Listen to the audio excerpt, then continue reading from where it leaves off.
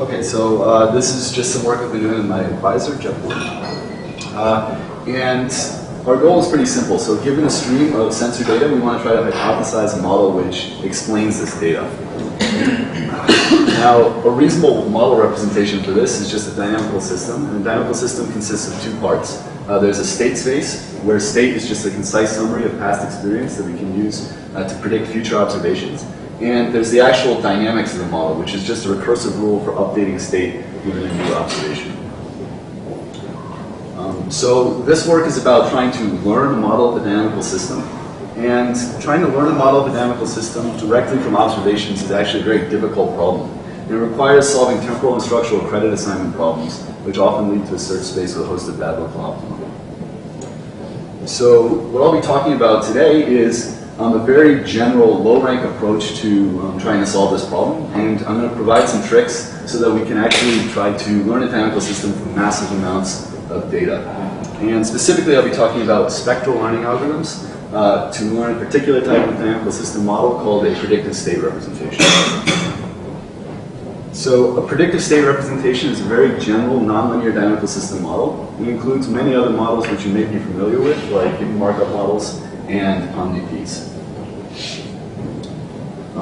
And one of the nice things about predictive state representations is, although it's a very general model, they're actually relatively easy to learn using fast, statistically consistent spectral methods.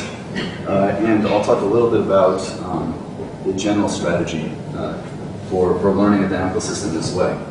So the basic idea is that, let's say we have some trace from our dynamical system, which consists of some sequence of observations. We can take the sequence of observations and we can divide it into two parts. And we can think about the first part as the past and the second part as the future. And now, given a lot of traces from the dynamical system, we can split them all up and we get a whole bunch of past sequences and future sequences. And what we're going to try to do to learn a state space is just try to predict the future sequences from the past while forcing this prediction through a bottleneck. So the basic idea is that we can think about state as a predictive compression of the past. Now, one way to solve this problem is we can create a covariance matrix of past and future observations. And if we think of the bottleneck as a rank constraint on this covariance matrix, then we get a spectral learning algorithm. So now there are many different ways of learning a dynamical system model.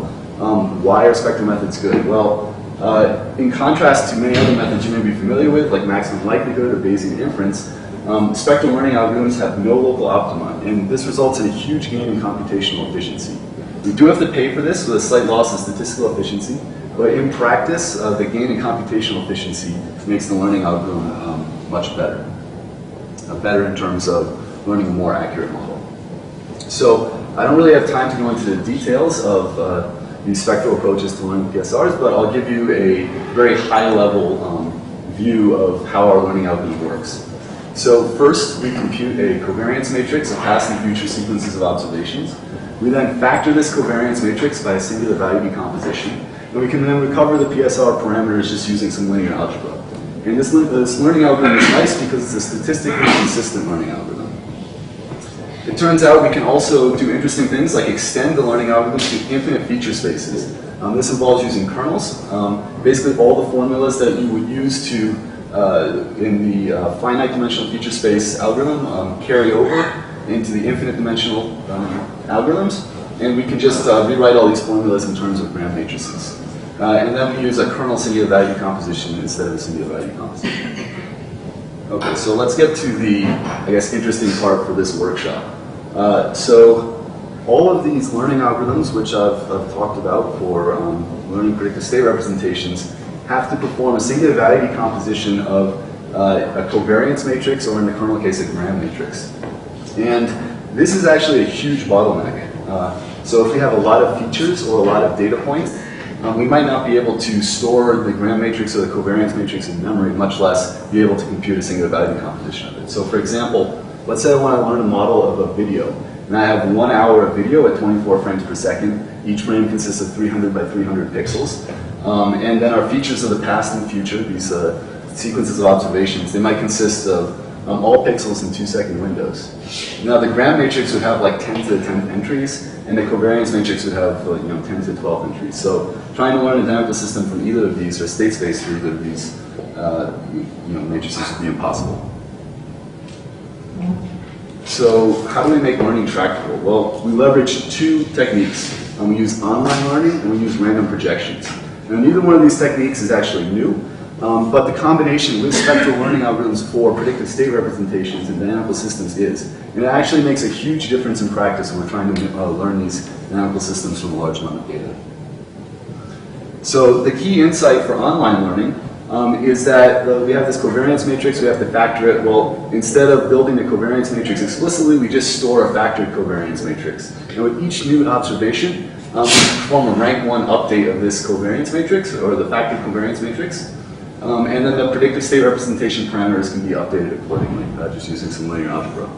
And what this means is that we might have a system which has like 100,000 features, but maybe the dimensionality of the dynamical system is only like 10 dimensions. And when something like this happens, then we can easily store the factored covariance matrix in a small amount of space in the computer. And the updates are just bounded time, for example, so it suddenly becomes a tractable problem.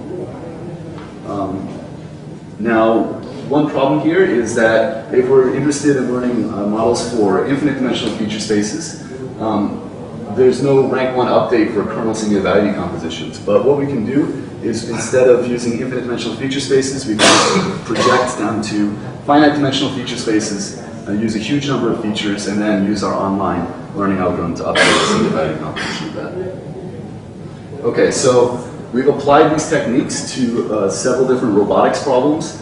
We're trying to learn dynamical system models of sensors on a slot car as it races around a track, or dynamical system models of video from a robot which is moving around the room in different directions. And these problems actually become tractable now, where other methods couldn't even attempt to solve some of these problems in the past due to the large amount of data. All right, so in summary, the focus of this work is just spectral learning algorithms for predictive state representation models of partially observable nonlinear dynamical systems. We show how to update parameters of the estimated PSR model given new data. We show how to use random projections to approximate kernel-based learning algorithms. And the combination of online learning with random projections means that we can learn with orders of magnitude larger data sets. And this then means that we can tackle robotics problems that are too complex for previous methods. So thank you very much. If you have any questions about this, feel free to ask me over in the poster. Thanks.